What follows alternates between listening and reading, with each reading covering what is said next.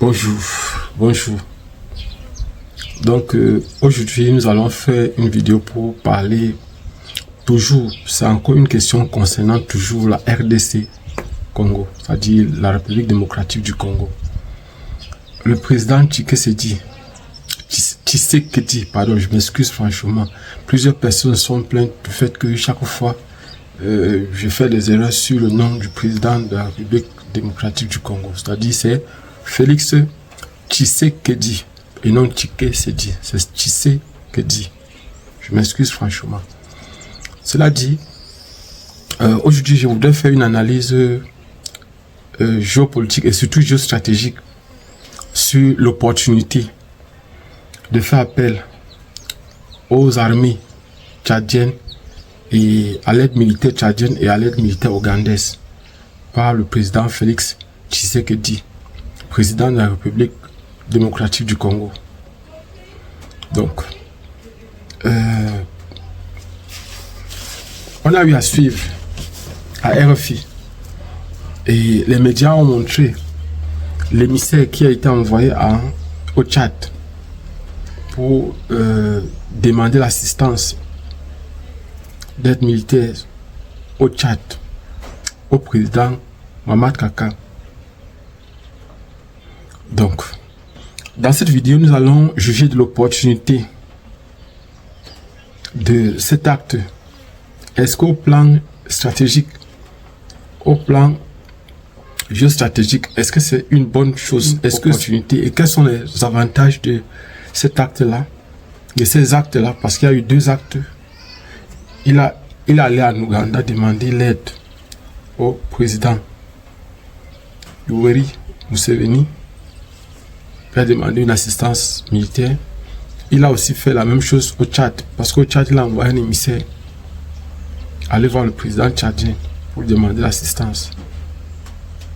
Bon, déjà, c'est vrai, chaque jour on apprend et on évolue en apprenant. Et chaque jour on découvre de nouvelles choses. Personne ne sait tout. Au fur et à mesure qu'on vit, au fur et à mesure on apprend. Mais aujourd'hui, ce n'est pas de ça qu'il s'agit. Il s'agit aujourd'hui de voir quelle est l'opportunité, par exemple, de l'acte posé par le président Félix Tshisekedi par rapport à l'invitation ou encore à la demande d'aide de la part de l'armée tchadienne au niveau de la RDC pour d'abord stopper l'avancée du M23 et les repousser dans la mesure du possible. Parce que le Nord Kivu et le Sud Kivu sont presque déjà entièrement occupés par les troupes du M23. Les gens voudraient qu'on dise chaque fois soutenu par le Rwanda. Non, moi je dis le M23, je dis le M23 bien sûr. Et maintenant, est-ce que l'armée tchadienne, quels sont les avantages d'un tel acte? Déjà, je voudrais commencer dans un premier temps, selon moi, des erreurs ont été commises. La première erreur, c'est que lorsque il y a des choses de ce genre, on ne dit pas.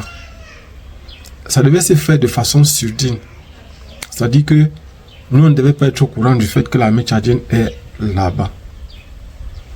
Et l'armée tchadienne devait revêtir les habits, par exemple, selon moi, au plan stratégique de l'armée congolaise, c'est-à-dire de l'armée de la RDC Congo. C'est-à-dire que au plan stratégique, c'est comme ça qu'on devrait faire. C'est-à-dire que les Tchadiens devaient revêtir les habits, par exemple, du FARDC.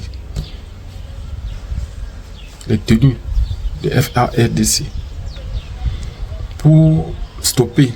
Parce qu'ils ont une force de frappe. Et ils sont aguerris en ce qui concerne la guerre. Ils sont résistants. Les Tchadiens ont de l'expérience, en fait.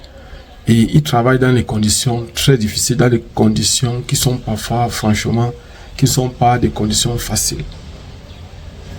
Mais l'erreur que peut-être, bon, en fait, ça c'est moi qui considère ça comme une erreur.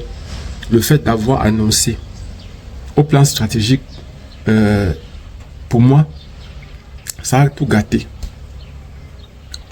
Bon, peut-être au plan psychologique, peut-être qu'il a voulu avoir un impact d'ordre psychologique sur le M23. C'est-à-dire en les annonçant peut-être qu'il y a l'armée tchadienne des personnes qui sont des fighters. Ce sont des personnes qui ont une force de frappe très élevée et qui savent comment mettre hors d'état de nuire un adversaire qui est en face d'eux. L'armée tchadienne sait le faire. Mais le problème, c'est que peut-être que, pour moi, j'ai trouvé que ce n'était pas opportun de parler de ça. C'était opportun de les utiliser et de voir les résultats. Parce que il y a des avantages à cela et des inconvénients. Déjà, je dis un, pour moi, l'opportunité n'y était pas. Peut-être de deux, c'est peut-être un impact d'ordre psychologique qui a été recherché par le président Félix Tshisekedi. Parce que le fait d'entendre que peut-être c'est l'armée tchadienne qui va intervenir maintenant ou l'armée ougandaise, ça peut faire peur au FARDC. Donc FARDC. S'il y a par exemple les éléments, s'il y a quelques éléments de l'armée rwandaise connaît bien l'armée tchadienne, donc ils se connaissent. Chacun connaît la force de frappe de l'autre. C'est vrai que pour moi personnellement, l'armée rwandaise ne peut pas fuir, étant donné qu'ils ont été dans la rébellion pendant des années. Donc les stratégies, ils maîtrisent, c'est vrai. Maintenant, ça sera comme une guerre entre... bon, ça va dépendre aussi maintenant. Combien de Tchadiens vont venir? Est-ce que par exemple le Tchad va envoyer au moins 3000 hommes ou 5000 hommes? Parce que s'il envoie 50 ou 100 hommes, moi je trouve qu'il n'a rien fait. Si le Tchad envoie peut-être 100 personnes ou seulement des instructeurs, je ne vois pas l'opportunité d'envoyer des instructeurs. Parce que le problème aujourd'hui, ce n'est pas un problème d'instructeurs, ce sont des personnes qui vont stopper l'avancée du M23, des personnes qui vont faire reculer le M23 et les repousser même hors des frontières de la RDC. Voilà ce qui est recherché. Est-ce que, par exemple, que ce soit les Tchadiens ou les Ougandais, le problème c'est que, et déjà même qu'il y a même un problème, il y a des ententes entre les pays, entre les États. Parce que les rebelles, lorsqu'ils s'installent dans un pays, le pays voisin demande toujours une autorisation pour entrer les pourchasser. C'est-à-dire pourchasser les rebelles jusqu'au dernier retranchement. Et le problème c'est que si, par exemple, le pays voisin refuse, je prends un exemple, si les rebelles qui se trouvent, par exemple, prenons le cas du M23, le M23 est pourchassé et traverse la frontière de l'Ouganda. Ce qui est sûr, l'Ouganda doit refuser à ces rebelles de pénétrer dans son territoire pour permettre maintenant au FARDC de pouvoir les maîtriser, les neutraliser si possible. Or, si par exemple maintenant l'Ouganda refuse l'entrée de FARDC, ça sera comme si l'Ouganda était complice de ces rebelles-là. Et c'est la même chose aussi avec le Rwanda. C'est-à-dire si peut-être les FARDC poursuivent peut-être le M23 et qui traversent par entre au Rwanda et que le Rwanda refuse qu'on viole son territoire, alors soit ils doivent arrêter eux-mêmes ces M23 et les livrer, soit il est complice. Donc c'est un peu comme ça que parfois on interprète au plan politique, au plan de la politique internationale. Donc personnellement je disais tantôt que l'opportunité n'y était pas. C'est-à-dire le fait pour moi, de communiquer là-dessus, sauf si on va avoir un impact psychologique, il faut se rassurer que effectivement le fait d'entendre que les Tchadiens seront à RDC, à l'est de la RDC, peut faire peur au M23, ou encore que en entendant que les Ougandais seront par exemple là, ça va faire peur. Parce que le problème c'est l'impact psychologique. Vous avez vu par exemple les FARDC ont chaque fois fui. Les gens ont dit je ne peux pas sacrifier ma vie alors que nos chefs sont en train de manger seuls. On nous donne de l'argent, ils détournent. Ils payent les mercenaires chers alors que nous, ils nous donnent presque rien. On ne gagne presque rien. Vous voyez par exemple cette désolidarisation des éléments des FARDC qui ont refusé de combattre, qui ont fui, qui ont déposé les armes, qui ont refusé de défendre leur pays, simplement à cause de l'individualisme, du fait qu'ils se disent que les autres mangent sans donner pour eux. le moral n'y était pas, le mental n'y était pas. Parce que si le moral y était, si les groupes, c'est qu'ils devaient se battre jusqu'à la mort. Mais ils ne l'ont pas fait. Ils ont préféré déposer les armes. Ou encore, est-ce que c'est une stratégie que Kinshasa a donnée? Est-ce que c'est Kinshasa qui leur a demandé de ne pas combattre, de déposer les armes? Ou bien encore, en fait, on ne comprend pas. Donc j'étais en train de dire que l'impact recherché, c'est-à-dire la chose recherchée, c'est l'impact psychologique. C'est-à-dire si peut-être ils sont convaincus, si leur service de renseignement leur a dit que les M23, par exemple, peuvent avoir peur du Tchadien, alors cela peut avoir un impact psychologique sur les M23. C'est-à-dire beaucoup d'éléments peuvent fuir. Ils peuvent fuir. Et quand, par exemple, ils vont arriver, ou bien encore les Ougandais peuvent avoir un impact sur cette guerre-là, parce qu'il faut stopper l'avancée et les faire reculer. Et s'il y a même possibilité de les expulser de la RDC. Donc, l'autre problème aussi, c'est encore quoi? Le Tchad est un pays presque désertique. La RDC, c'est un pays de forêt. Et les endroits, les lieux où il y a souvent la guerre, c'est sur les collines. Est-ce que le Tchad a ce genre de collines? Est-ce que le Tchad a ça? Est-ce qu'ils sont habitués au climat? Est-ce qu'ils vont s'adapter facilement? Parce que voilà un autre paramètre auquel il faut tenir compte lorsqu'on fait venir une armée étrangère dans un autre pays. L'adaptabilité. Est-ce qu'ils seront prêts à s'adapter? C'est vrai, ce sont des militaires. C'est vrai. Pour d'autres, on dit souvent qu'il y a l'armée de terre, il y a l'armée marine, il y a l'armée de l'air, il y a l'armée... Vous savez, ces spécialisations dans l'armée font que chaque fois qu'il y a une guerre, si la guerre est terrestre, il vaut mieux envoyer par exemple l'armée de terre. Si la guerre est plutôt beaucoup plus marine, c'est l'armée marine qui est plus apte à intervenir. Si par exemple il faut... Donc, si on peut dire, s'il faut par exemple porter, donc envoyer les gens, il faut les faire descendre par chute. C'est l'armée de l'air qui est plus apte. Donc il y a des moments où peut-être les moyens de communication ne permettent pas d'arriver. Ils doivent être parachutés. C'est-à-dire ils doivent être transportés par un avion et laissés déposer en très haute altitude. Ils doivent descendre et atterrir. Mais là, c'est souvent plus peut-être les commandos ou encore les forces spéciales qui font ça. Donc certains parachutistes qui sont formés comme forces spéciales qui sont capables de faire ce genre de trucs. Qu'on les laisse en très haute altitude. Ils doivent descendre de façon et ils doivent être, c'est-à-dire ils doivent être détectés. On ne doit pas les savoir qu'ils sont là. Donc il y a ce deuxième problème, c'est le problème d'adaptabilité par rapport à la chaleur. Au Tchad, il y a beaucoup de chaleur. Là-bas, il y a le froid. Au niveau des collines, il y a souvent beaucoup de froid. Et il y a aussi les forêts, le Kivu. Donc, en fait, est-ce que le climat va permettre donc à ces soldats tchadiens de pouvoir s'en sortir? Parce que l'armée ougandaise, on peut comprendre, ils pourront mieux s'en sortir. Et le Tchad, qui va intervenir au Congo, va intervenir comment? Je ne sais pas.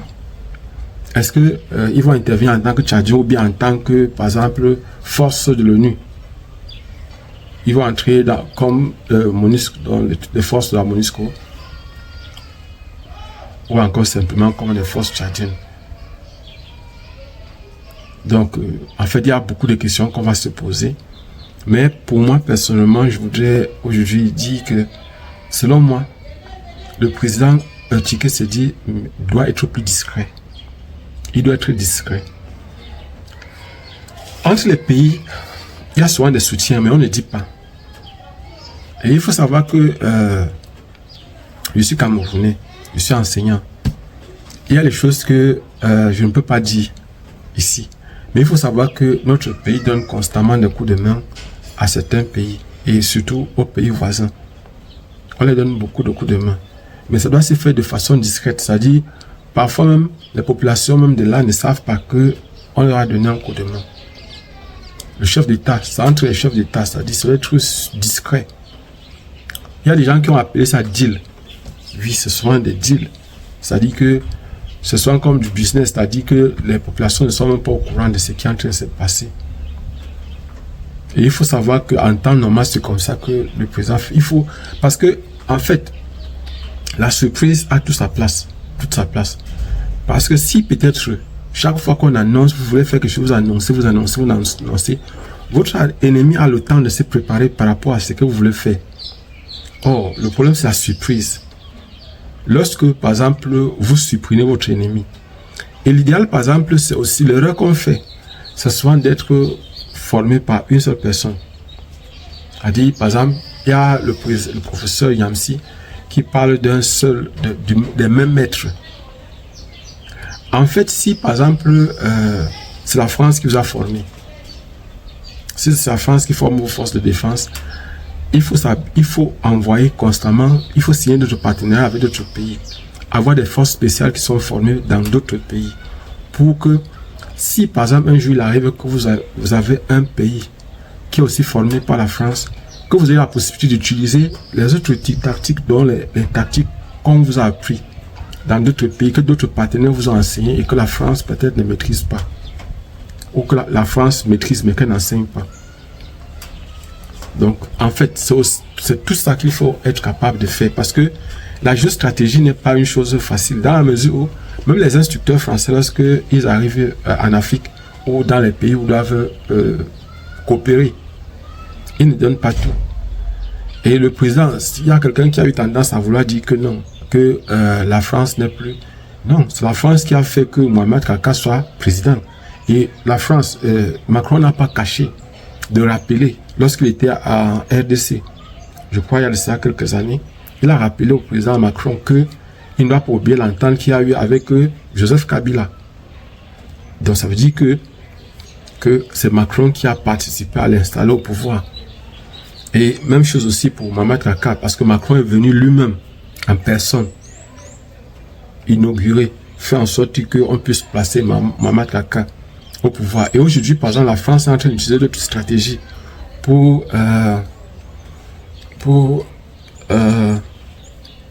la France utilise d'autres stratégies aujourd'hui pour exploiter, pour s'installer en Afrique. C'est les coopérations avec les armées. Et vous devez savoir une chose, il y a quelqu'un qui m'a dit que chaque fois on se plaint de la France, on accuse la France. La France n'est pas le premier partenaire des pays africains. C'est vrai. Et est-ce que la France est le premier partenaire du Mali? Vous m'excusez de faire cette inscription, vous voulez absolument répondre à cette personne-là. On se plaint par rapport à la France, les Africains sont plaints par rapport à la France à cause du vol. Au Mali, la France n'a pas de concessions pour exploiter l'or. Mais la France exploitait l'or. La France avait une zone qu'elle ne permettait pas, dont l'armée française avait une zone qu'elle ne permettait pas à l'armée malienne d'y accéder. Et c'est la même chose au Niger, c'est la même chose au Burkina. Donc quand la France s'installe quelque part, il y a une zone où les autres ne doivent pas, et ce sont des zones très souvent stratégiques. Et ils profitent pour installer, parce que très souvent dans ces zones-là, il y a un aéroport où les gros avions militaires atterrissent. Ça fait que ils ont la possibilité d'exploiter. Vous n'êtes pas au courant. Et même déjà, même que lorsqu'on exploite un pays de façon formelle, il n'y a aucun contrôle sur les gisements qui sont exploités. J'ai aucun pays africain. Moi, je suis au Cameroun.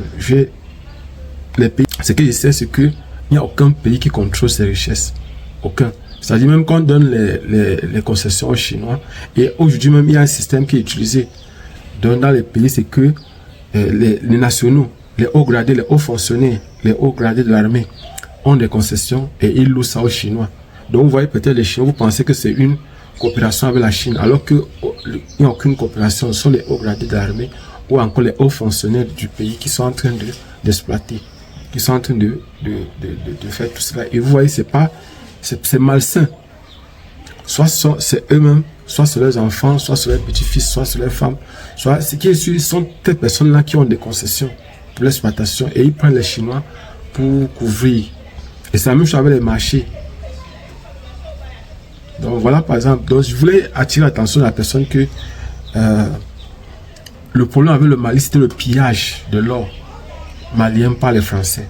C'est pour ça qu'on les accuse d'avoir volé. Et la plupart du temps, sont les dirigeants de la France, ne sont pas les populations françaises, parce que les populations françaises en elles-mêmes n'ont rien à voir dans tout ce qui est en train de se passer. Ce sont les dirigeants et leurs hommes d'affaires Parce que les dirigeants français utilisent l'armée française pour imposer, pour profiter et essayer de remplir les poches. Donc voilà, par exemple, c'est la raison pour laquelle les pays africains ont un ressenti, ont du ressentiment pour la France, sont négatifs par rapport à la France et ne veulent même plus coopérer avec elle. Parce qu'elle ne cherche pas à faire du gagnant-gagnant. Elle vient pour exploiter, pour piller le maximum possible. Abonnez-vous et partagez le maximum possible cette vidéo. Donc je vais m'arrêter ici. J'espère simplement que cette coopération avec l'armée tchadienne et l'armée ougandaise pourra permettre par exemple de stopper le M23. Mais si le M23, la question qu'on va se poser, c'est que si le M23 est vraiment financé par la France et les autres pays occidentaux, parce qu'il ne faut pas oublier une chose, Vincent Bolloré a dépensé plus de 2 milliards de dollars, plus de 2 milliards d'euros. Je précise bien, plus de 2 milliards d'euros pour créer une entreprise qui fait dans les batteries.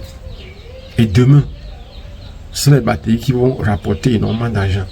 Et la guerre au Congo, la guerre en RDC, à l'est de la RDC, c'est une guerre stratégique. C'est une guerre pour les matières premières. C'est une guerre pour les matières qui vont permettre de fabriquer donc ces batteries-là. Elon Musk avec Tesla est là-bas. Apple est là-bas. Blue Solution, ça dit Vincent Bolloré est là-bas. Et vous pensez que avec cela, ne soyez pas surpris de voir que le M23 utilise des drones. Et des drones qui coûtent des milliards. Parce que j'ai l'impression que ce ne sont pas simplement les M23, ce sont plus seulement les Congolais. Mais les grandes firmes internationales sont entrées dedans. On se voit prochainement, Inch'Allah.